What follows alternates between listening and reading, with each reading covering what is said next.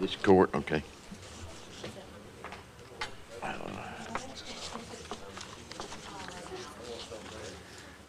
So,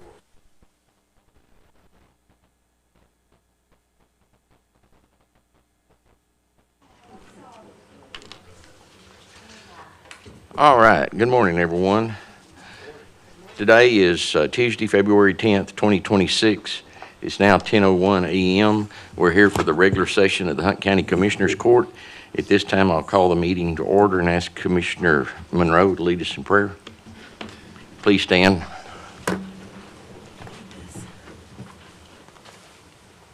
Our most gracious Heavenly Father, we thank you for the blessings of life that you've given us, Lord, and we just thank you that we're living in the greatest country of the world.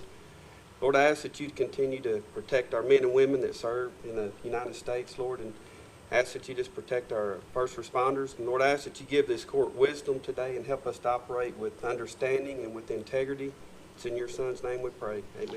All right, let's pledge to the flags.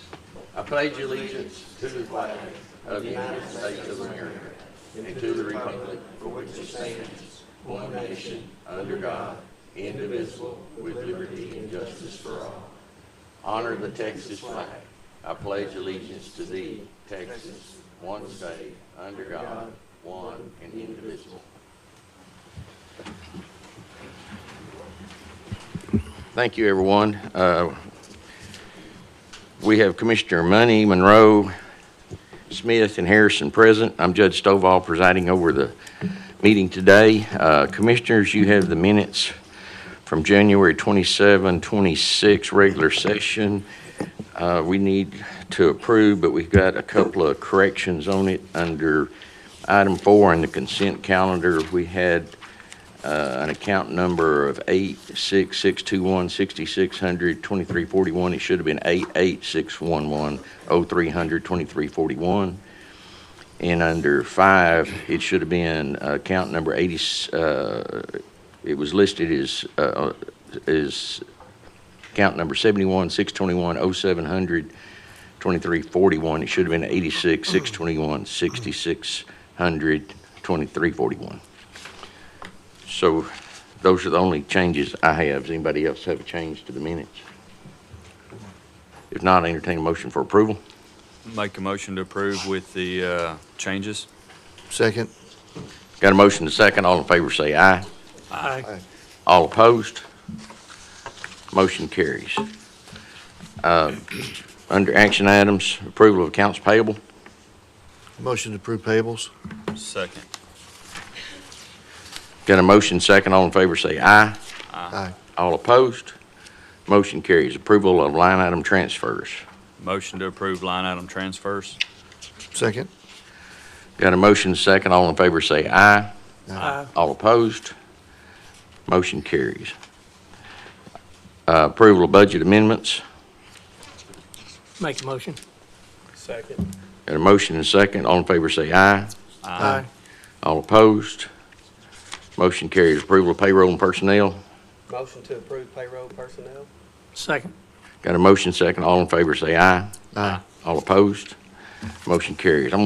I skipped public testimony. Let's back up to item number 4. At this time, we'll hear speakers with comments to us. Speakers are limited to 3 minutes and should conduct themselves in a civil manner. The Commissioners Court cannot take action on items not listed on the agenda in accordance with the Texas Open Meetings Act. Concerns will be addressed by county staff that may be placed on a future agenda or addressed by some other course of response. Do we have anybody who wish to speak today? Anybody online? None? Okay. Being none, I'll close the public testimony.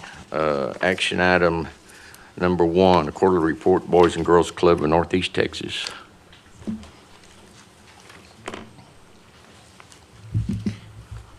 Hi, thank y'all for having me today. I'm Holly Gumpert with the Boys and Girls Club of Northeast Texas, which is 3 clubs in Hunt County, 2 in Rockwall County.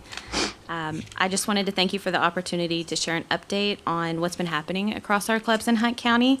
As you saw in your packet, in December, we were able to do some really meaningful and fun things for our kids, one of which was just having Santa come to the clubs and take pictures and do crafts with them.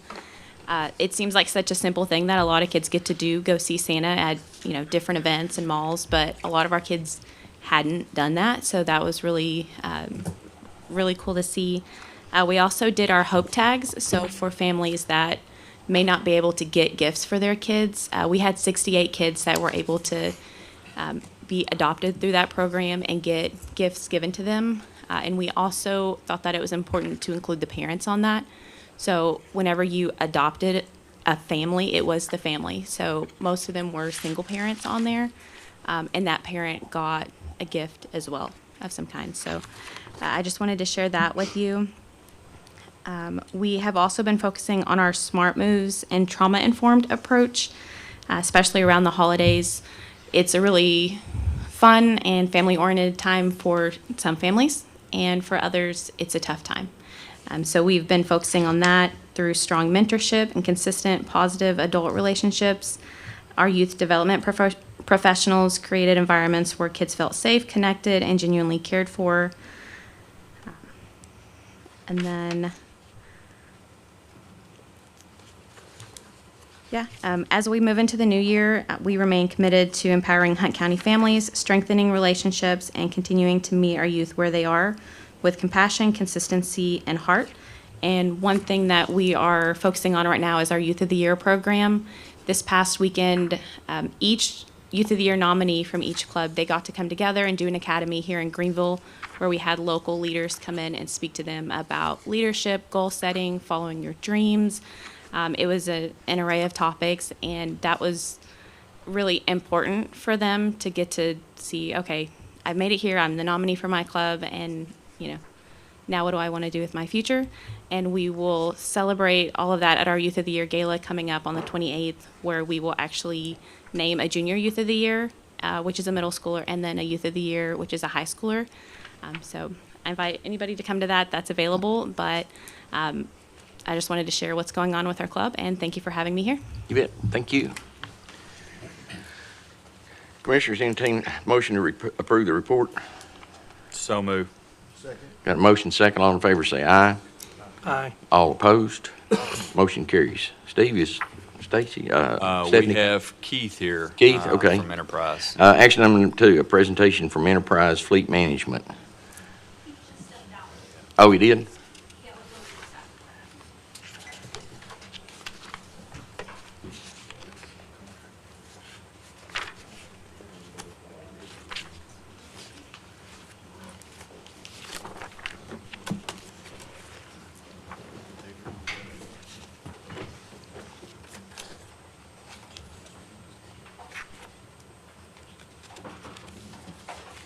Yes.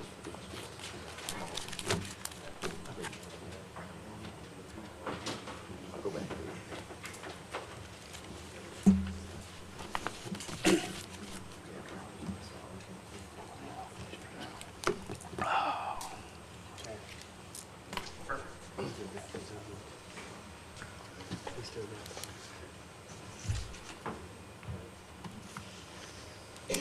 Go right ahead. Good morning, commissioners and members of the court. We appreciate the opportunity to talk through the partnership and to share what we've been able to do for the county as a whole.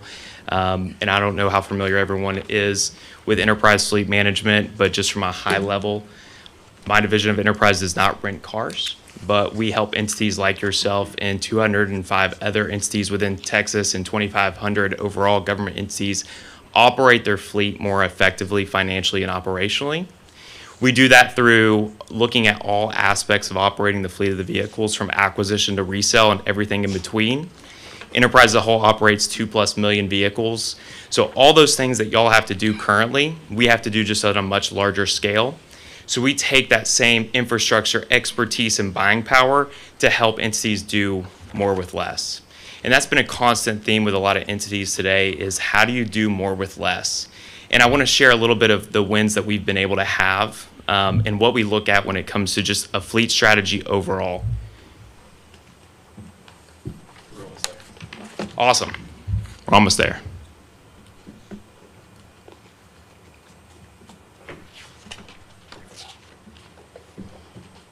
Keith, if you will, provide who you actually are and your Yes. position with Enterprise, please, sir? Perfect. So I'm Keith Sidwell, Area Sales Manager for Enterprise Fleet Management. Your Client Strategy Manager is Stephanie Latham, and she's responsible for like the high-level strategy. Unfortunately, she could not be here today, but this was very important that we wanted to make sure to be able to share and discuss this with y'all today. Before we jump into, is there any additional areas that y'all would like to cover, any topics that you want to make sure that I emphasize? Perfect. All right, so if you want to hit the next button if possible. Oh, perfect.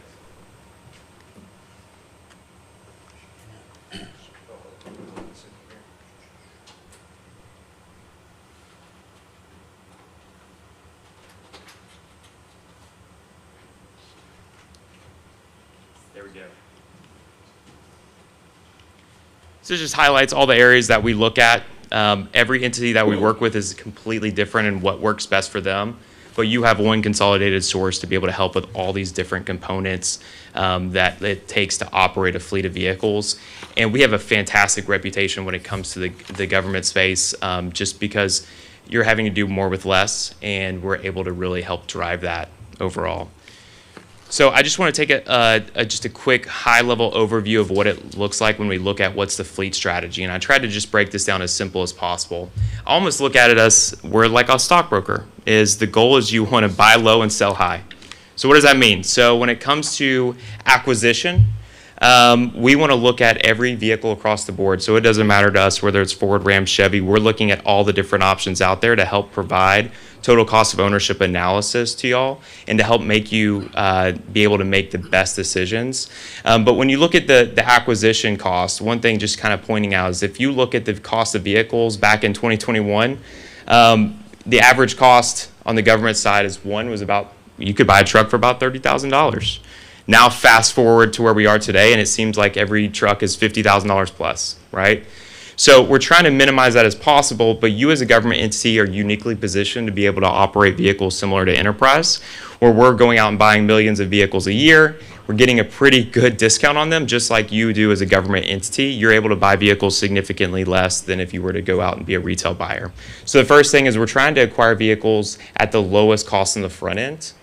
And then in the second end, which is often the most overlooked areas, we want to sell vehicles at the height of the resale for that vehicle and find the optimum spot. So if you look at the resale, there's a little graph that shows you kind of the resale market over the past couple of years, and you see before the pandemic, you see that kind of flat line at the very bottom, and then all of a sudden it takes a small dip and then shoots really high up. Well, that was also a benefit. So while you saw the car prices increases on the front end, you also saw the used car market go dramatically up as well. So we're trying to leverage that. For Hunt County specifically, over the past 12 months, we've sold 6 vehicles that were originally the first part of the start of the partnership, and we were able to sell them for $255,000, going back into your budget and being able to replace more vehicles, which was an average of about $21,000 versus when we first started the partnership, y'all were selling vehicles for only about $1,000. We were able to sell those also 110% above market value, which just put more money in the pocket compared to if you were to go through auction or whatever the process y'all used before.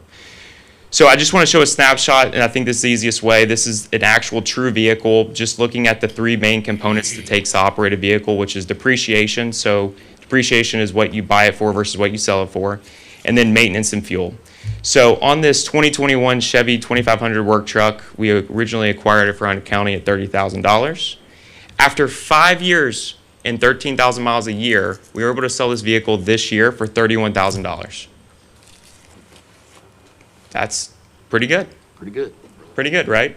So previously, before working with Enterprise, what the strategy was and what many entities do is they go out, they purchase a vehicle, they run that vehicle to the very end, till the wheels are falling off, and then put the wheels back on it and try to run it more and more and more, because at the end of the day, operating the fleet is not necessarily the core function of the county. It's to run the community. And so vehicles are typically overlooked, especially with how much they're costing. So the previous strategy was to go out and buy a vehicle for $30,000. Let's just assume they're the same cost and run it for another 15 years. And you sell it for $1,000. You roughly spent about $29,000 in depreciation. So if you divide that by 15 years on a monthly basis, you're spending about $161 a month in depreciation. At the time, you were spending about $150 a month in maintenance and then fuel as well. So if you compare the 5-year cycle and what we've been able to do versus the previous and the 15-year, you were operating vehicles about 49 cents per mile versus we were able to do it at 21 cents per mile.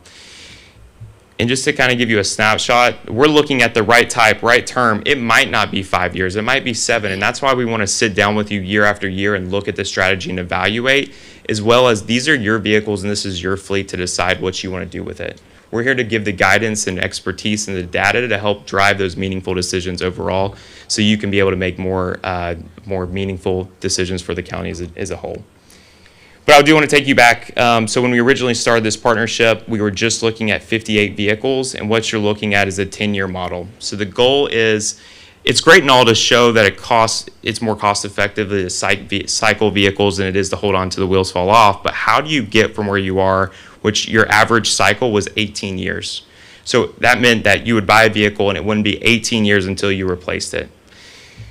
So what we put together in this time was we showed us a plan of how would you get from where you are to where of 18 years to where we were replacing every 4 to 5 years. So what this showed was that basically instead of going out and only purchasing 3 vehicles a year, you were spending a lot more in maintenance. We were able to replace those 42, and overall this plan shows that it would cost the same as what you are currently doing today to move to where you're cycling your vehicles every 4 to 5 years, comparatively to holding it for 18. And this was also in a very conservative worst case scenario, which I was very excited to be able to share the previous slide that showed that we were selling vehicles for $31,000 comparatively. When we did this estimate, we were only showing about $15,000.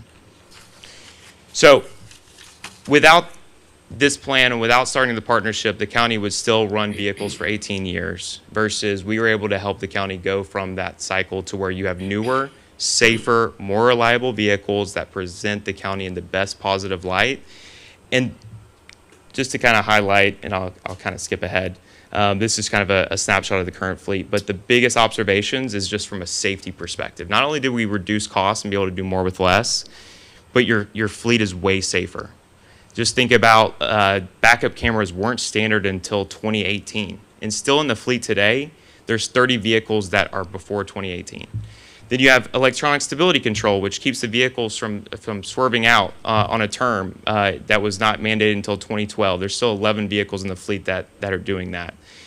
And so I think it's easy to maybe lose sight because the fleet currently today is not in this horrible shape, and it's because of the things that we did 5 years ago and have continuously did. But also at the time, it was very hard to find the data on how much you were spending in maintenance, how much you were spending in fuel. So these buckets were just all over the place versus now we've provided complete visibility into every single dollar spent. So it's like looking at your credit card statement. If you had your whole entire year snapshot versus just kind of a monthly bill, you would kind of see the way you spend a lot differently, and that's what we've been able to provide. But I think it's good and important to go back to when the partnership started, where the county was versus where it is today. Questions? Any questions? So, curiosity question more than anything. Yeah. So the fleet's made of different types of vehicles. Correct. And so certainly when you do averages, does one vehicle, whether it be a truck, obviously 2,500, Yeah. the resale value on those is good, versus the sheriff's vehicles, probably run a lot more miles than the 13,000. Yep. Does the average work, or should we be looking at this based on the use of the vehicles?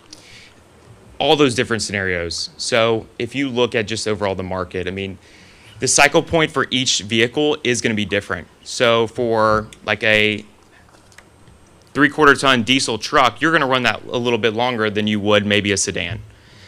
For ERVs or police vehicles, I mean, there's aftermarket, there's lights and sirens. Sometimes they can't be moved over, but they're being utilized. Public safety is very important overall. And so maybe it might not make 100% sense financially to cycle it after 5 years from a hard dollar cost, but when you measure in some of the public safety, the readiness that's needed, the utilization, all those KPIs, it might make sense to cycle, but every vehicle is going to be completely different in terms of their optimum cycle and also like the replacement plan overall. But we present that to y'all and we go vehicle by vehicle, and the goal is to provide that and work together with y'all on what is that optimum plan for overall for the city, county. And I know we've had a lot of, trying to understand, make sure we all understand the program. How's the maintenance work, just at a high level? Yep, so from a high level, so the process for the drivers is the exact same. They utilize local shops within the local tax base, and they go in, they show them their maintenance card. From there, the shop then calls our National Service Department. Our National Service Department is unbiased. They're ASC certified technicians. They're overseeing making sure the right repairs are getting done at the right cost, and making sure that an oil change just didn't get done or you didn't just change the air filter on the vehicle. So the process is the same. We have two different maintenance programs. So one is a pass-through cost.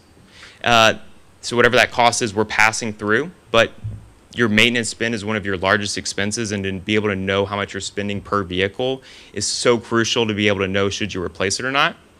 The second one is a fixed maintenance program. So we just take the ups and downs and flatlines it, and being able to provide you a fixed maintenance cost.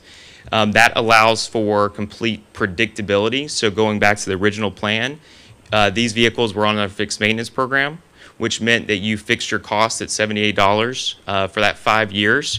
That included any preventative and non-preventative maintenance. So whether it's oil changes, air filters, things like that. And from just inflation, if you look at what the maintenance spend is today, or if y'all were on a pass-through, y'all would have spent a lot more than what that 78 is. But for many of our similar entities, that predictability is very beneficial, especially in a time with numbers changing so much. So there's two different programs. Thank you. Anybody else? As the court knows, and I see Jeff sitting out here, Jeff has been kind of leading our team along with Aubrey and a few others on looking at the enterprise program. Jeff, do you have anything else you'd like to add or ask Keith while he's here at this moment? Put him on the spot. Yeah. Yes, yeah. Hey, Jeff Phillips, 603 Mink Drive. It's an honor to work with the court in this enterprise program and the team at Enterprise.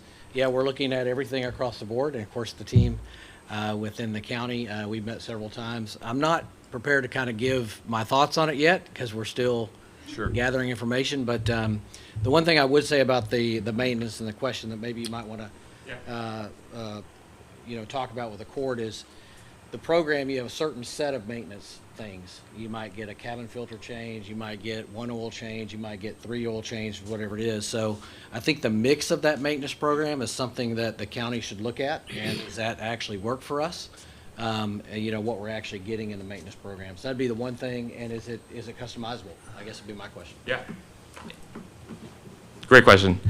So yes, it's 100% customizable, and I will say working with every entity that we have, there's no cookie cutter way to do this, and every entity we work with operates different, has different needs and goals and visions.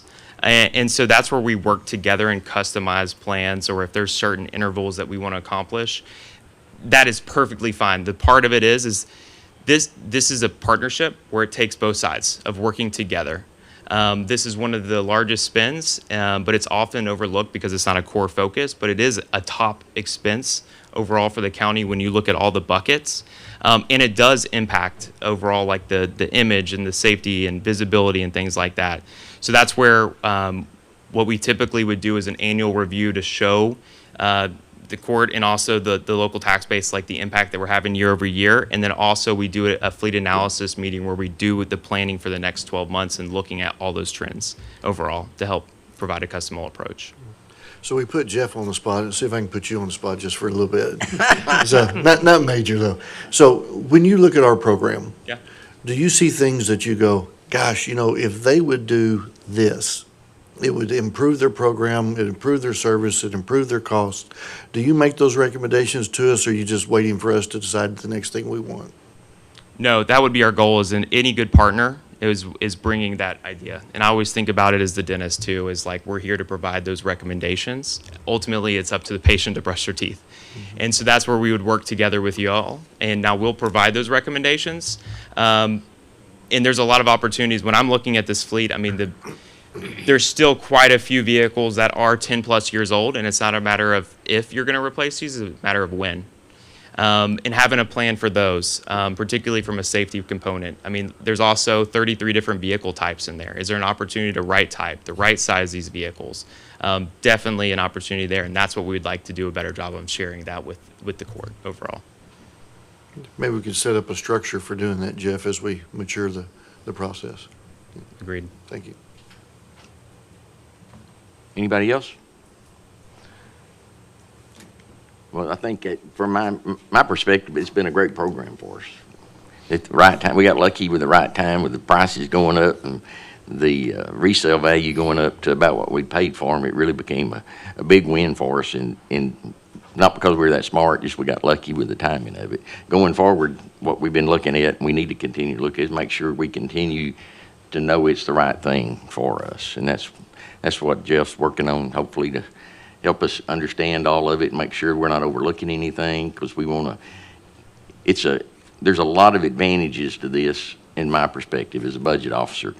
It fixes the budget every year with the expense of the vehicles. In the past, the budget would get changed and say, well, we can't buy those 5 vehicles this year, so we'll make them run another year. And that's how we ended up with 18-and-a-half-year-old vehicles. So at least we got a program now that we look at it every year and know what we can and can't do and what's the smart thing to do. And so it's been a beneficial thing for us so far. So we want to continue looking at it to make sure we're doing the right thing for the public.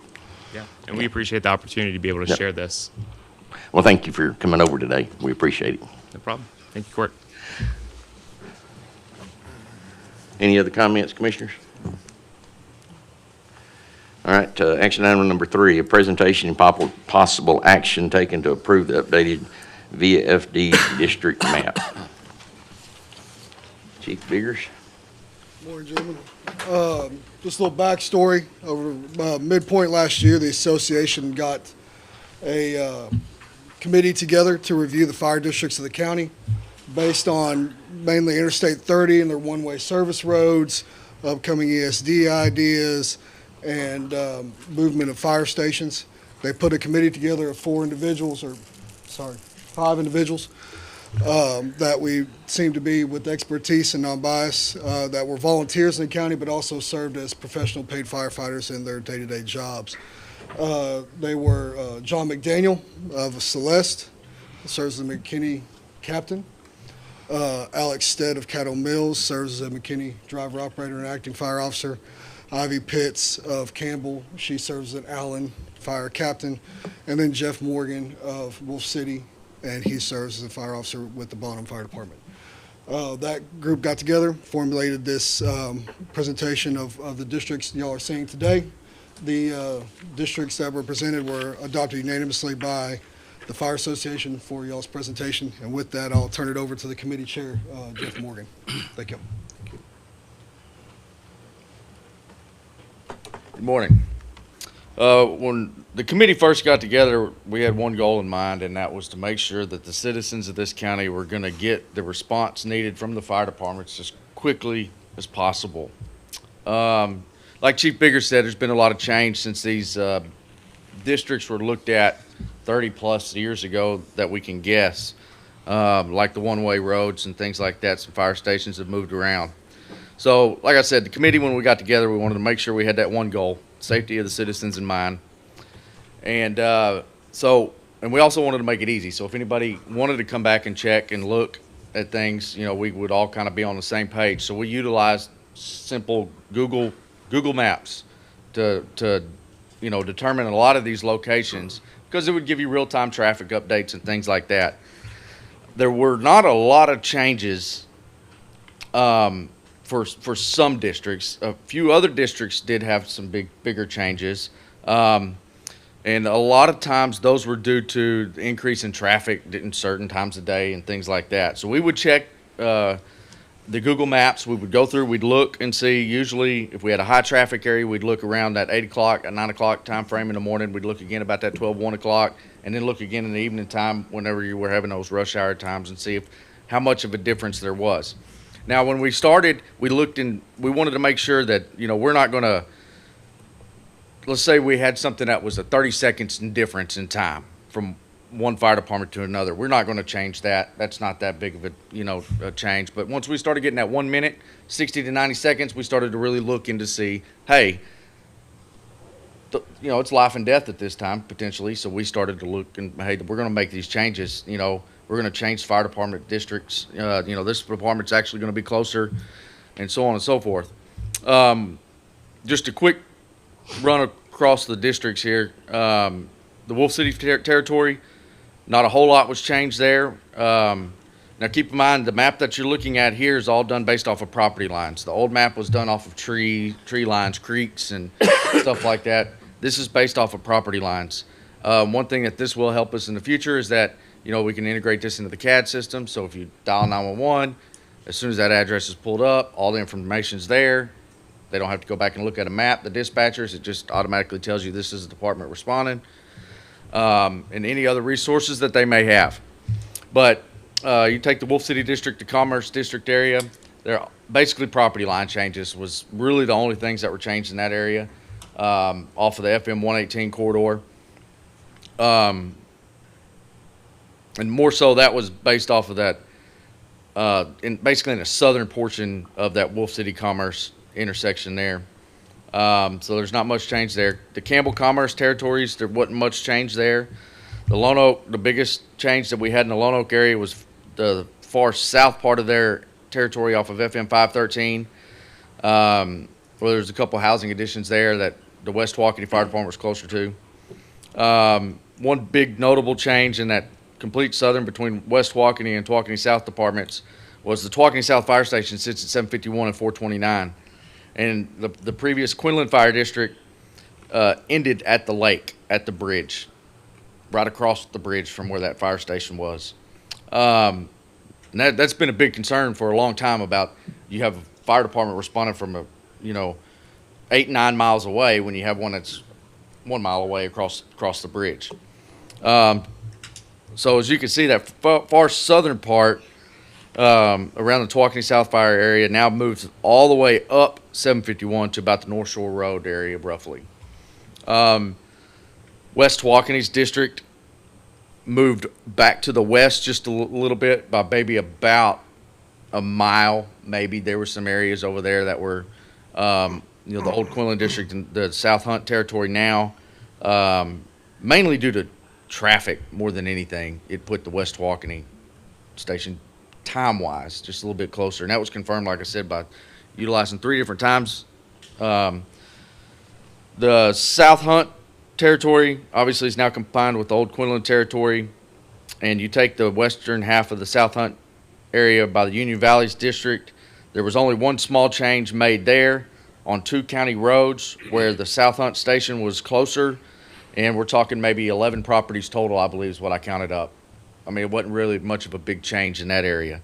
Like I said, just came off of 2 county roads off of FM 36 that the fire station that sits in Cache for South Hunt is actually closer to. The yellow that you see over there is Roy City. Obviously, there's city limits and ETJ that they run between the Cattle Mills and Union Valley area. One big thing is that, Cattle Mills Fire District used to run all the way to the county line right there by Buc-ee's. But the Roy City, because of the one-way traffic and things like that, Roy City responds now to a lot of those areas on Interstate 30, all the way up to really about almost close to the 36 area. Definitely 1565 parts there for Roy City. So Cattle Mills lost a pretty highly populated area, busy, high call volume area because of that. Roy City is closer to those territories. The Cattle Mills and Merritt areas right there, really the only change that was made there was on the northern side of 380 where we property lines. Not a whole lot. And then between the Merritt and Celeste areas, Merritt Fire Department now responds further up FM 36 than what they previously did. And also Celeste is able to get to some areas on the far south side of 69 and 1569 areas that Merritt was actually originally covering. And then between the Celeste and Wolf City boundary lines, mainly property line changes more than anything, just to clean them up. So, like I said, there wasn't really some huge changes, but some significant ones in the southern part of the county as far as because of the change with the Tawkeny South Fire Department after the dissolving of the Waco Bay Fire Department, where they put their new fire station, put them closer to a lot of areas on that southern 751 area. But like I said, when we went through this, we reviewed it several times. The committee was 100% in agreement with the way this map was done, presented to the Fire Association a few times, and they accepted it. And we believe that this map right here is at this point in time the best map for this county as far as the fire district response. Now, we need to review it again 5-10 years. It's something we don't need to neglect, in 30 years down the road, look at, because there could be some changes. Roads change, one way and things like that, and we want to make sure that the citizens are getting the, responses they need from the fire departments as quickly and efficiently as possible. So, Jeff, I know obviously 12, 13 fire chiefs, it'd be hard to try to get everybody on the same page with this. So I understand the committee and stuff, but have y'all spoken to all the fire chiefs that this affects as far as changing their area? And yes, everybody's on board every with it? fire chief has been Okay. notified of this. Okay. I've had most of the fire chiefs have contacted me directly to explain these changes to them. And everybody's been in agreement with it. We have not heard, Okay. Good deal. And did you say there was a vote on this by the fire chief? There was a vote by the Fire Association. We actually voted on it twice. We voted on it first time back in August or so. I believe it was the August meeting. I originally presented it at the Celeste, in Celeste at the Fire Association meeting there. It was unanimously approved there, but it was, I guess there was one fire chief that had some concerns about something, and he didn't show up to the last meeting we had, but it was approved by everybody else. And we've discussed those areas with him. I have personally, so. So curious, when you were establishing the map, and so it sounded like you did it on response time, distances, was that a standard number, or it was just based on, that line got drawn based on where the closest support was, or was it a standard number you were trying to say it's 11 minutes to respond, or is it based on best available? So we would look and see, like we'd take an area that we knew that there was some possibility that there could be some changes that might need to be made. So we'd take those areas and we'd randomly pick addresses right in that vicinity. And, we'd say, all right, from this fire department here and this fire department here, which one can get there the fastest, based off of just Google Earth. Then we'd look at, well, this is a pretty high traffic area. So are there going to be changes? They might be getting there quicker right now during this time frame, but the increase in traffic may slow their response time down. So we would check and see during those high traffic areas and high traffic times throughout the days and see if there was any need for adjustment with our decision.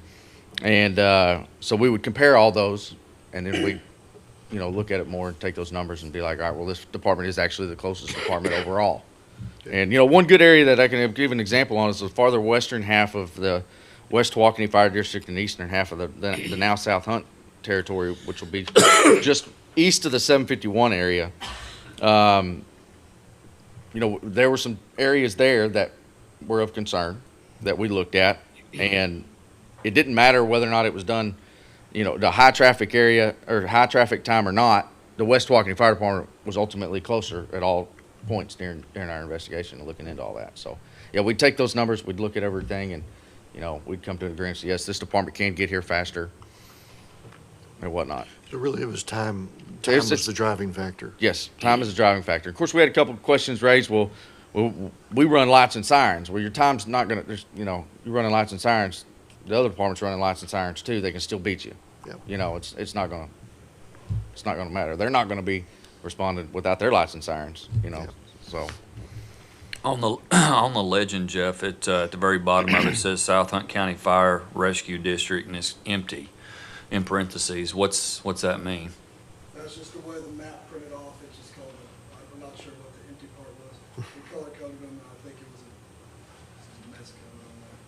So Okay. we had a program that we ran it through. We had to provide that legend. When this does get approved, if y'all will, be sure and send it to us so we can put on our website as well, so the public can see a detailed map district. Not a problem. You know, with this too, also, you know, and it being on property lines now, if people have that question, who do I donate to? Yep. Or who, things like that, they can just go to their property, you know, and, you know, oh, okay, these are the departments that are gonna respond if they have questions and things like that, so. And also with the upcoming, you know, potential for the ESDs in the county, this eliminates, you know, a lot of those questions that were raised originally. Sure. Jeff, I had a question. On, up there, it's off of, it's in Union Valleys, or it's, off of 36, on the west side of 36, and it's like up there off of Chapel Road. You got 25, 26, 25, 46 comes in there. You have a bunch of that area right in there. And I know y'all did the studies and stuff, but just looking at the maps and stuff, it looks like that it's a lot faster response from the Union Valley Fire Department getting there. And then if you went from the Cache Fire Department, the old Cache off of 34, come down 1564 there, you've got what we call the fish farm there on 36. That used to flood once every 2 or 3 years. Now it floods 3 or 4 or 5 times a year. So did y'all look in those situations and the response times? Did you do those response times from the Quinlan station or from the Cache station when y'all made that evaluation on those? Well, originally, when we went through and looked, I mean, it was the Quinlan's district that we were, you know, running from. You know, we were utilizing their fire station there, but we're talking 140 yards in difference, you know, between the two fire stations. So as far as time frame wise, I mean, we're looking other side of the street, opposite side of the street, so that's not going to make a change, Yeah. you know, in all reality. And then so to bring up the Chapel Road areas and things like that, we did look at those in specific. And yes, in that one area there, still was underneath that time frame of that less than 60-second difference. So, there were, you know, we didn't necessarily see a need for a change, anything under 60 seconds, really. You know, we Okay. start hit that 60-second mark, we start getting that 90 seconds, then we're really going to hone in and start looking at it. That specific area there was underneath that 60 seconds in difference as far as response time. Going back to the 36 area right around the fish farm area, and we're talking about floods and things like that. Well, we utilize mutual aid agreements in the county, so if, let's say it does flood and they can't get across for whatever reason, you know, the South Hunt Quinlan station or the Union Valley station, you know, that's the reason why we have mutual aid agreements. They can cover those areas, you know, in time being until the flood, you know, waters recede and so on and so forth. So, and that's really just about anywhere else in the district. We've got some areas in our territory that flood that we're not going to be able to get to. You know, Commerce responds to it for us.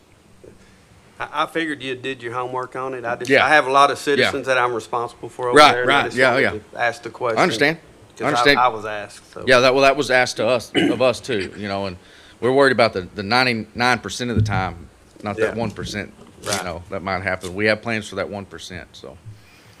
And I had another question on where you got the Tawakoni and then Tawakoni South, and you had Hop Cove down there. Yes, sir. Quinlan used to cover that, and then when that was resolved, and that department said we don't want anybody responding. Has that issue been taken care of, or do we know whose district that's going to be? Well, you know, based off of this right here, the recommendation as far as the Hot Cove, you know, they're their own city. They can approach it however they would like to. But this would be our recommendation when it ultimately boils down to it, if there are any problems. But as it stands right now, because we have not heard anything as far as the committee is, you know, what they want to do. So we're going to put the citizens first in that area. And that basically the Hot Cove territory is almost split in half between the West Tawakoni and the Tawakoni South fire departments. They are closer. They were closer before, even whenever the Quinlan Fire Department was operating within that territory, the city of Hot Cove and the ETJ of Hot Cove. The West Tawakoni and Tawakoni South fire departments could be there a lot faster than Quinlan. So So just for clarification, at this moment, though, if a call gets made, Tawakoni or South Tawakoni are answering the call to Hawk Cove. correct. Right now. Based off of this map right here. Okay. which will be our recommendation in general to Hot Cove, if they were to ever directly come to this committee and ask us what our thoughts are, we would approach them and say, the way this map is right now is your best decision. You know, it's not best for you guys. Let's just say they contract with West Waukene Fire Department to run their city limits. Well, then they're gonna have to run the ETJ around that area, most likely. Well, that Waukene South Fire Department is a lot closer to the western half of the ETJ territory of the Hot Cove city limits than West Waukene. So we're gonna have an extensive delay by several minutes in any responses, you know, that will be on the western half of that Hot Cove territory. So that's the reason why our recommendation would be this right here as it stands, you know. Who runs it today, Jeff? It's split right now between Waukene Split, and okay. West Waukene. Yes, sir. And Jeff, on those, talking about the map, and you brought up the ESDs in the future. Now, just to be clear, like the way it is now, the South Hunt County, if they go for ESD, then the Tawakanee and Tawakanee South will be included all in that. That'll be created one big ESD down there. Is that Correct. correct? Mhm. Okay. That's correct. Would that apply the same to Caddo? What you see, so Cattle Mills is going for just their fire territory as it stands right now, so they can take these property lines based off of the response times that we came up with and, you know, things like that. And so you see right there where Cattle Mills territory is, that would be their So ESD. assuming that the voters vote for the ESD for Caddo, the yellow piece that has Roy C in it will still be Roy City Correct. after that. Okay, so, Yes, sir. so they know who they are when they're voting. Okay, Yes, sir. gotcha. So y'all didn't change any of Caddo Mills Fire District? Actually, dude, based on what Alex said with the I-30 side. Yeah, so basically, yeah, the Interstate 30 territory, because of Interstate 30, 36 territory, is one area that South Hunt Station was able to get to a little bit quicker, so they absorbed a little bit of that area right there. And the area to the west of that and south of Interstate 30, Roy City, they responded, you know, to those areas faster, so we did make some changes right in there. So, We need to remind them that they paid a lot of money to have a survey done for their property for the vote of that ESD, and they're gonna have to revise that. Yes, sir, They're aware, I just wanna make sure they're aware of all of it. I talked to Chief Stead, and there's an ESD attorney now advising both Cattle Mills and us on future plans. And due to the previous petition not being fully executed, their ESD attorney says it has to be repetitioned anyway. And I can't speak for Chief Stead, it'll be up to him ultimately, but I believe they're going to use this shape as their new petitioning to redo that. The idea being as well is the layering. So for example, in the Hunt County Tax Office has voter precinct layers and everything else. This being based on property lines, they can layer things over and be able to tell you what properties vote in what election based on voter precincts and everything else. It cleans that up, which is also modern day CAD operating in any of our professional jobs as firefighters. All of our district lines are put through our property boundaries, so you know that this entire property sits within this response area and so on and so forth. And you don't have property split in half where the address and the CAD computer gets confused. Well, what happened to Caddo last time was one of the things they didn't get done. They didn't have the professional surveyor to write the legal description that followed those boundaries, those legal boundaries. Yes, sir. And if y'all change those, then that part's gonna have to be revised, and y'all are gonna have to have the same thing done, have a professional surveyor to write that legal description for whatever y'all are gonna do. That's a requirement. Yes, sir. But If it's approved as it stands, how will it integrate with the Hunt CAD, or will it? I keep hearing you say something about CAD. Is that Hunt CAD that you're talking about, or what type of CAD is that? probably explain that better. When I speak of CAD, I speak of computer animated dispatch, not the tax office CAD. Okay, So basically, whenever you're dispatched, you put whether it's in Hunt County SO or for our instance, American Medical Response dispatches us, they put an address in, it auto-populates who responds to that address immediately. is that information that the general public can get? Yes, sir, they'll be able to obtain this information. Once we upload and send this to the Hunt County 911 office, if approved, the shape files will go to the Hunt County 911 office, they'll go to NCT COG, they'll go to AMR, and they go to the sheriff's office, and that information can be provided by the county but it has to be approved by y'all first. Okay, They'll be able to have all this put into a system and published however y'all see fit. Okay, thank you. Anything else? Thank y'all. Any other discussion? Entertain a motion for approval. So moved. Second. Got a motion second. All in favor say aye. Aye. All opposed? Motion carries. Action item number 4, the racial profiling report for Hunt County Constable Precinct 4. See, Matthew's not here. Entertain a motion for approval. I make a motion. Second. Got a motion second. All in favor say aye. Aye. All opposed? Motion carries. Action item number 5, to discuss and possibly take action on the approval of the change, to change the status of a current vacant position with the medical assistants back to the registered nursing position at the Hunt County Health Clinic. Commissioners, Carolyn came and spoke to us probably about a month ago, and I don't want this to die. I'm bringing it back up to see if we can get some action. I don't know if y'all have had time to go out and visit with her or go look at it, but we need to be able to tell her pretty quick whether or not we're going to move forward with the change or we're going to leave it like it is for this year. I have not had the opportunity to go back out there, but I did not have any issue at the moment with what she was asking. So Yeah, and I've been by there. I know what the condition's like, and Yeah. I concur with what Commissioner Smith said. I don't have a problem moving forward to what she's asking for. Okay, so if we're approving that, it's going to change our budget, so we'll have to next time get with the auditor's office, if you hadn't already, and get the budget amended so we can get it approved for the next meeting. That's what we'll have to do. Sure, come on. Based upon what Aubrey has calculated, this budget year, FY '26, there would be no change in our budget. In fact, there would possibly be even a change to the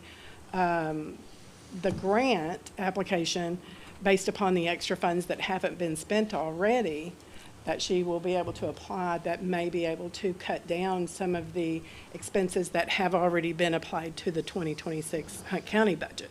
So it may help our budget a little bit for this year. And for FY '27, it would increase our budget $24,249, and that would be based upon the same fringe rates that we have now.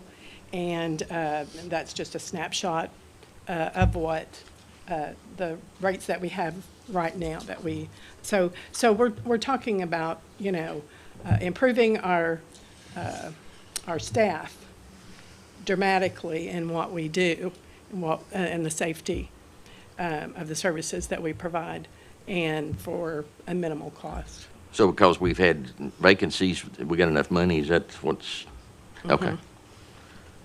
All right, Yeah, so we don't. there would be no incurred So no cost. For impact on 26. this year's budget? Correct, then. no Perfect. impact. Okay.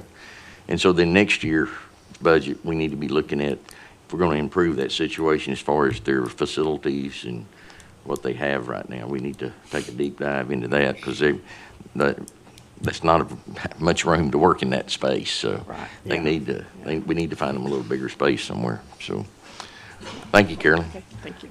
I entertain a motion for approval of change of the medical assistant to a registered nurse position at the Hunt County Health Clinic. So moved. Second. Got a motion second. All in favor say aye. Aye. All opposed?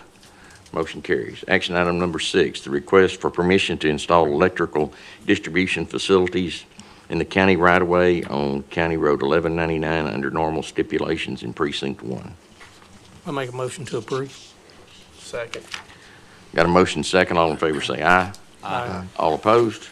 Motion carries. Action item number 7, discuss and possibly take action on purchasing land on County Road 2400 in Precinct 2 for a new precinct facility barn. David Monroe, Precinct 2. You want to brief us? Yeah, Judge, Commissioners, what this is my barn location at 2020 Gilmer Street in Caddo. we've talked about it several times about, it's been there for 30-something years. But now what the problem is that with the growth in Caddo, and then the school's about 2 blocks away, is all the traffic that we have in the mornings and in the evening time is getting our trucks and equipment and stuff in and out of there. It's getting where it's very, very unsafe to do. And then two, it's getting to be, just because Caddo, the town of Caddo has grown around, that area has grown up so much, you got a maintenance barn sitting in the middle of downtown, basically downtown Caddo Mills. Is just becoming very not appealing to the eye down there, to say the least. And then another issue that we have on it is we still have the ongoing environmental issue that's been going on there for about, I think, 16, 17 years now, and we haven't got that issue resolved yet. But so what I did, and then where our storage lot is, for people that don't know, the public, our storage lot where we have our store our rock and our dirt and different things like that is up off of I-30 and 36 at the intersection there.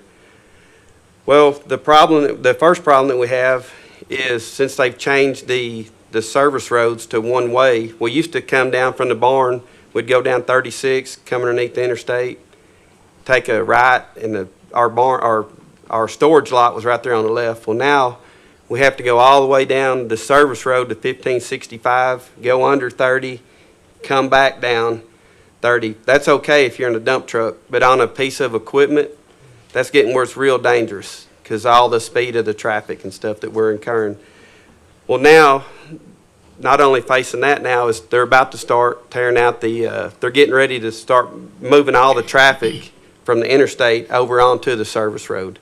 They've already started putting the big concrete barriers and stuff up. So now we're going to have all this I-30 traffic right there on the service road. It's going to be near impossible to get in and out of our storage yard with our trucks because you got traffic running 70 miles an hour through there.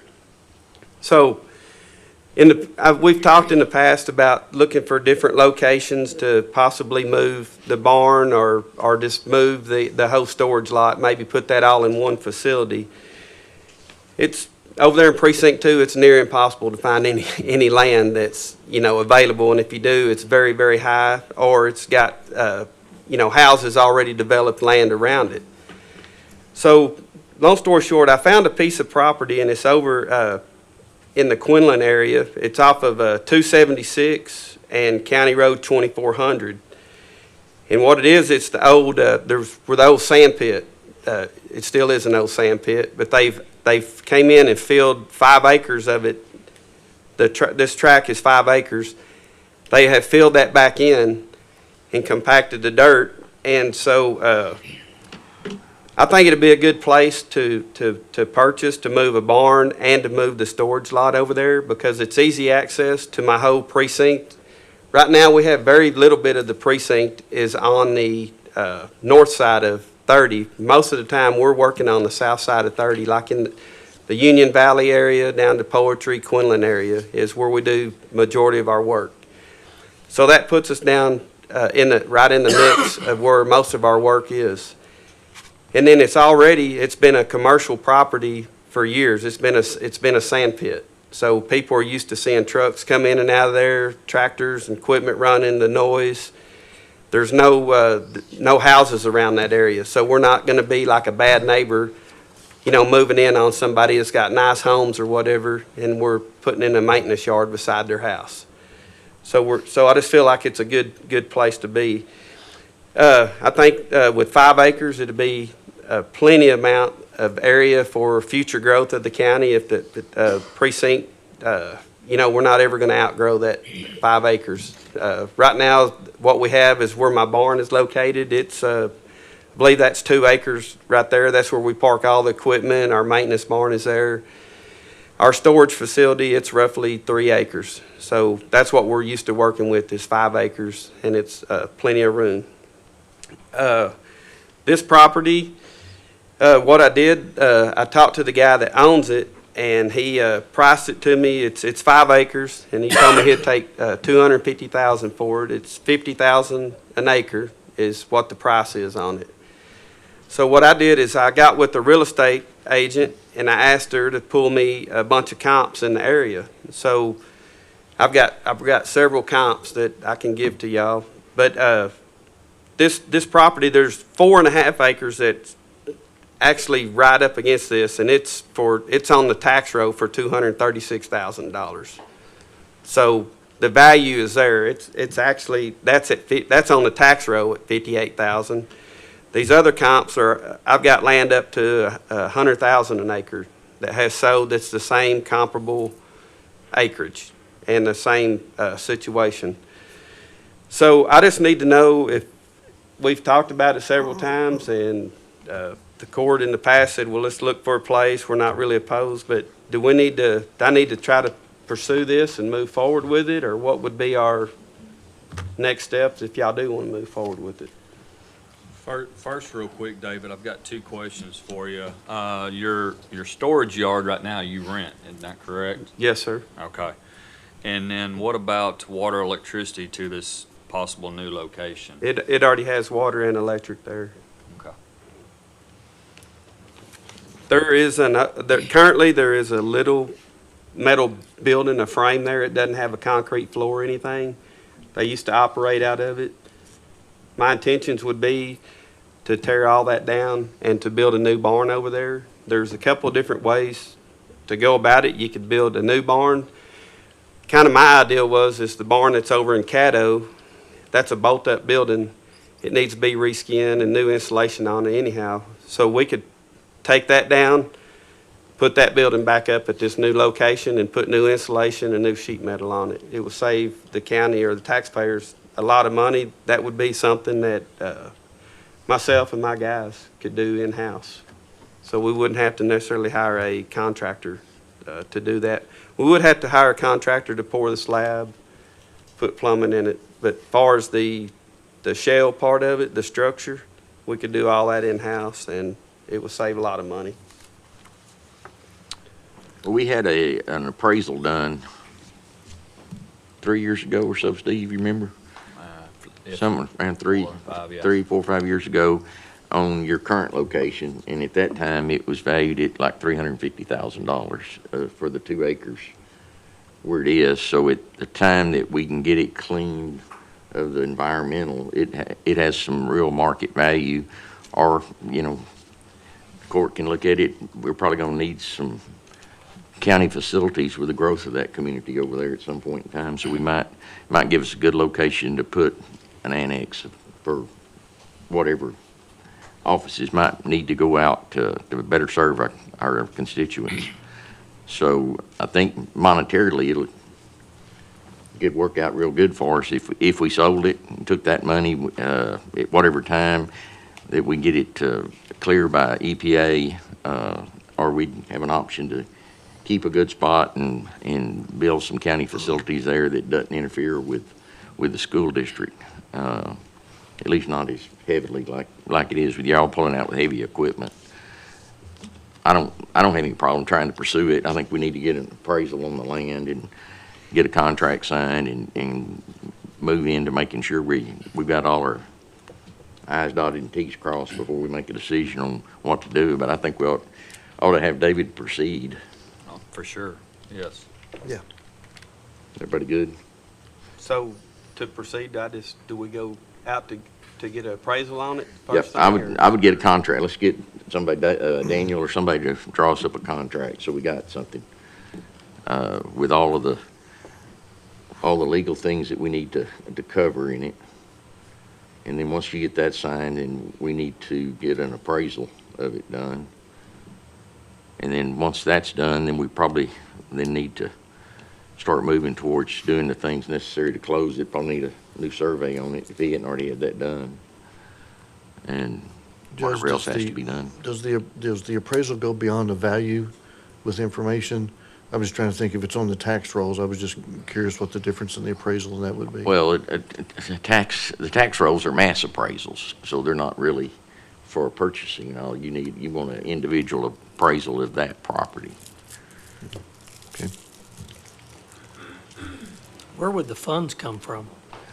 We got, since the Puddin' Hill came in at half of what we thought it was gonna cost, we got money in capital improvement for now that Okay. we could use if we needed to, and, And then reimburse? then we can decide if we end up selling that property, then we can reimburse it back into that, or, Okay. we've got the financial ability to do it without going outside. Okay. So, Judge, and I know it's been a little while since we talked about it, but the facility in Caddo, trying to deal with the environmental aspect of it, where are we at to getting that closed out? I mean, I may be off topic a little bit, Aaron, but I think it's, the last I remember, we had to drill 2 more holes or 3 more holes to do some water samples or something. That was the last I remember. Yeah, I can give you a better update in the executive, but we got a response letter from Mike Duffin at the DCQ on the 30th of December, finally. And we got that out with our environmental folks reviewing that, but they did confer on where the water level was as far as groundwater, and we got to get those final soil samples done, and then hopefully finally get that finished out. Okay, all right. so we're in a window here that putting it on the market might actually be feasible. Yes. Okay. Okay. So you need to, David, if you can get a contract for the next meeting, then we can approve it, would be the next step. Okay. All right? And if you need any help, let me know. I'll help you with it. All right. Action item, but Aaron, do we need to vote on that or just give him? Yeah, okay.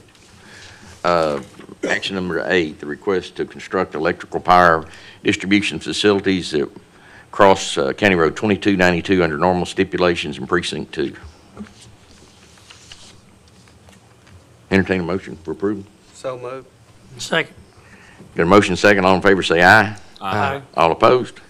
Motion carries. Action item number 9, the request to construct electrical power distribution facilities that will cross County Road 3326 under normal stipulations in Precinct 3. Entertain a motion for approval. Motion to approve under normal stipulations? Second. Got a motion and a second. All in favor say aye. Aye. All opposed?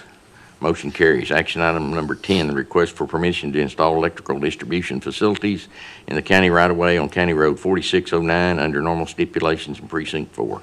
Make a Entertain- motion to approve under normal stipulations. Second? Got a motion and a second. All in favor say aye. Aye. All opposed? Motion carries. Action item number 11, a 2-year maintenance bond for Sunset Landing Phase 2. Hey, Judge, Brian? this one needs a correction on it, Brian, Yep. that's not Larry Shreen, it's Zeb Purdue. Yeah, it's for, this will be for Countryside Developments. Okay. And this is one, the plat was approved last week. The inspection was, or last meeting, the inspection was approved last meeting, so So this is Countryside? this is Countryside. Are we okay with that, Aaron, when it's a total different name?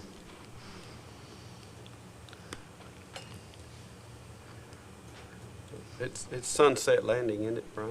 Yes, it is Sunset Landing. It's just the name of developer subdivision. name's wrong. Correct. Oh, okay. That's probably okay, isn't it? Yeah, okay. So this is the 2-year maintenance bond for the roads that have passed inspection and ready to go, and these will be county roads ultimately, or a county road ultimately. Okay. Entertain a motion for approval. So moved. Second. Got a motion and a second. All in favor say aye. Aye. All opposed?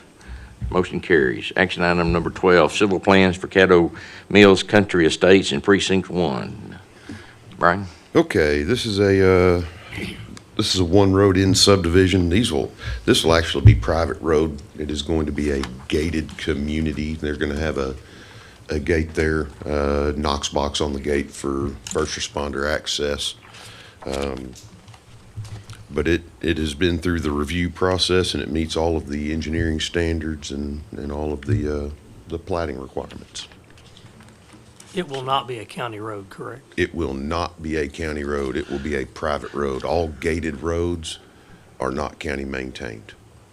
So anytime they gate a subdivision, it'll be private HOA maintenance dedicated to the public. The road that they're coming in on in the other phase, that's a public road, though. It's No, private also? It's private also, Okay. correct. So it'll be private all the way to, what is that, 3211? Correct, correct. Okay. From 3211 all the way through. It'll all be a it'll private, road. all be private road, okay. Correct. Are they gonna put the gate out at 3211 or up into it? It's actually up in the subdivision. The reason they did that, they had to have an area around the gated, before the gated entry, so that if you pull up in there and you can't get access, you have to be able to turn your car around. So, the surrounding area on either side of the old right-of-way was already platted and owned by someone else, so they had to slide it up and put the gate up off the road to have the room for the turnaround in front of it. Okay. Any other questions? Entertain a motion for approval. Make a motion to approve. Second. Got a motion second. All in favor say aye. Aye. All opposed? Motion carries. Action item number 13, amending the final plat for Fanning Creek Meadows in Precinct 2. Precinct 3. 3, sorry. This one went through and was approved a while back. The inspections have been done. Whenever they're now writing contracts and selling lots, and the Texas Veterans Land Board is loaning on several of the lots. And the Texas Veterans Land Board is very particular about things. They have a way that they like things done, and they had some revisions and amendments that they needed made to this plat. It doesn't affect the plat ultimately. It doesn't affect the anything with county requirements. It's just some above and beyond kind of things. So nothing major is changing with the plat, just a couple of notes and some things like that. So Well, pretty they're minor involved stuff. in it because they'll be financing some of the land, and That's right. they've always been particular for 40 years. I've been Very digging with them. Yeah, they're very particular about everything, so. Entertain a motion for approval. Motion to approve. Second. Got a motion second. All in favor say aye. Aye. All opposed? Motion carries. Thank you, guys. All right, I'm gonna go back. I blew past the consent calendar earlier, so Commissioners, I entertain a motion to approve the consent calendar with the change on item 8. The line item number should be 41-614, not 604. So I entertain a motion to approve the consent calendar with the change of item number 8 for the line item from 41604 to 41614. Motion to approve. Second. Got a motion second. All in favor say aye. Aye. All opposed? Motion carries. Is there anything else before the court today? Did I forget anything else? I could have. Sure, come on. I think we're going to talk about that in executive session, aren't we? Yeah. I saw that on the before we dismiss, one big comment. As far as fire departments, number one, we're very appreciative y'all put one in place, even though it's roughly being followed by some, which we can see. But we understand, and we hope the public needs to understand that we, as the fire service in Hunt County, we fully support this, and we want the public to understand that y'all did this on our request, and we request it stays in place at this time. The public needs to know that when a burn ban's in place, especially in these winter months, it is much more different than what you have in the spring and summer. The rain, even though we're gonna even have rain this weekend, this does not affect the fuel dryness, what we call fuels, which is our grasses, and how readily they burn. That just affects the ground moisture. All these grasses are currently dead from this hard freeze we had, and we saw some of our surrounding counties quickly lift their burn bans immediately after the hard freeze, and immediately had massive wildfires in their counties, and then went to back to emergency burn bans within 3 or 4 days. This county, we appreciate y'all's willingness to stand on it and continue that. And we've had, in the last several days, massive fires. Wolf City had a 84-acre fire just 3 days ago, Captain? From an illegal burn. And we've been running nonstop fires. So even with the moisture and the rain, once that stops, and the sun, we're going to have another highly abnormal warm next week, abnormal warm temperatures in 70s and 80s again. And that warm temperature and the higher winds is going to dry out those grasses. right there, as far as what I mean by dry them out, is there's not going to be any water sticking to them. The ground's going to be muddy as all get out, and we're going to have a hard time fighting those fires if they get out there and they start burning. We feel the sympathy of our citizens and fellow neighbors in Hunt County. We're all landowners. We want to burn a lot of stuff too. I got 4 brush piles and a couple little girls that want to have a bonfire. They're excited. But it's the safety of our neighbors. And we got to understand that when something like this happens and you set a fire and it catches, it may not just be your land that you're endangering. You're endangering your neighbor's land, your neighbor's property. We've lost sheds, barns, and houses in the recent weeks due to these illegal burns causing wildland fires. And then you endanger the firefighters, and the equipment that is put out there, paid for by your tax dollars, by your donation, gets out there and gets stuck, gets torn up. And if these trucks get stuck and trying to fight this fire ahead of any mud because it's wet out there, they can get ahead of that fuel and we can burn the truck up. So the danger is very high. So we ask everybody to make sure they respect the burn ban that's put in place, and we appreciate y'all supporting, and we encourage y'all to keep it withstanding until we can see that the humidity gets a little higher and these temperatures and the weather is more favorable to burning. Thank you. Chief, Maybe late. I'm sorry. Go ahead. If you will, just to help clarify a few things, I know we've all had a lot of conversations about, can I have a fire pit outside? Can I have a barbecue grill outside? From a professional side, will you kind of explain what you can and can't do as far as anything like that? So cooking and barbecue grills are legal. That's cooking fires are legal during that. But if you're going to do such an open flame cooking, you need to make sure you're doing so in a very safe manner. Number one, in an area that's free of dry grasses, and you have a water source readily right there available. Because just the other day, a friend of mine, I think she put it on Facebook and went a little viral, actually. She thought, oh, it's not that bad. Did a little burn pile in her backyard, burning some stuff in her fire pit, and she put security camera footage, and in 2 minutes, it burned up her whole backyard. And it was 2 days after the freeze that everyone was complaining that why we still have a burn ban on. Right. Of course, I've noticed at my farm and around me, normally this time we got plenty of ryegrass. It's normally green and all. I don't see hardly any green ryegrass anywhere right now. It's the same thing with my property. We have a bunch of white ryegrass in my property, and it has not sprouted this year. Nope. It's kind of disappointing. So it really just all that dried up grass is still sitting there ready to go. Yeah, this hard freeze really killed even what that ryegrass would have came up on. Yeah. And it's staying that way. And the ground's staying moist, which is not good. And we got to take into account, we had a wet spring. So a lot of these fuels that we're seeing dead right now grew up very high. And if it was in unmaintained pastures and unmaintained areas, all those high fuels that were nice and green that wet spring are now dead. And they make for a very fast-moving, hard-moving fire that makes it very difficult for us to fight.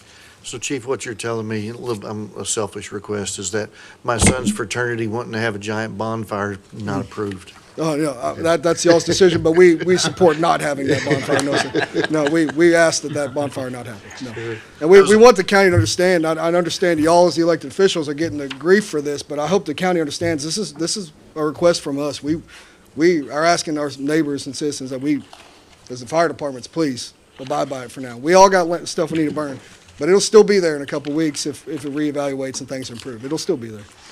Well, obviously, we'll discuss and see what we're going to do today, but my request to you is continue working with the fire marshal's office and obviously the court. Keep us updated where you think, do we need to keep it on? Do we need to lift it? Stuff like that for us. Yes, sir. Yeah, no problem. I always like to touch base with the chiefs, get their insight on everything, and I usually try to forward that information to my respective commissioners, Mr. Smith and Mr. Monroe, and however y'all need to see fit. Thank you. Thank you, gentlemen. I appreciate the time. Thank you. All right. Anything else? This time we'll move into executive session under 551-071, 1 and 2, and anything else? 1, 2, and 5? Okay. Thank y'all. We're in executive session at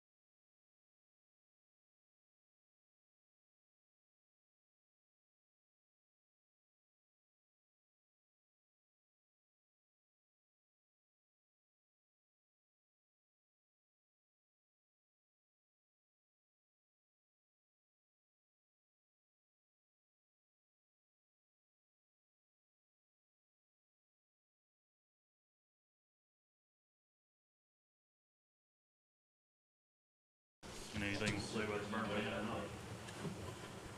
We're back in. I've already hit the button. Hopefully we're up.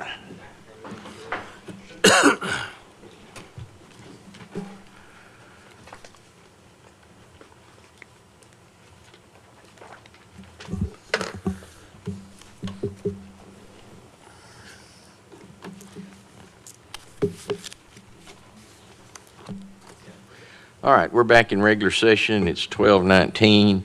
At this time, I'd entertain a motion to approve Daniel Ray's office to file a breach of contract against Tyler Technology. Send a letter, okay. So move. Second. Got a motion second. All in favor say aye. Aye. All opposed? Motion carries. Last thing for the public, we're extending the burn ban. Still got lots of fires going on, still got some issues. Please, don't have any fires at your house. Don't burn brush. Don't burn your trash. We don't want people and property damaged. Anything else for And the if you do see it, report it to the sheriff's office so we can get the proper authorities out there to investigate and possibly find individuals. All right, anything else? Entertain a motion to adjourn. So moved. Second. Got a motion second. All in favor say aye. Aye. All opposed? Motion carries. We're adjourned at 12:20.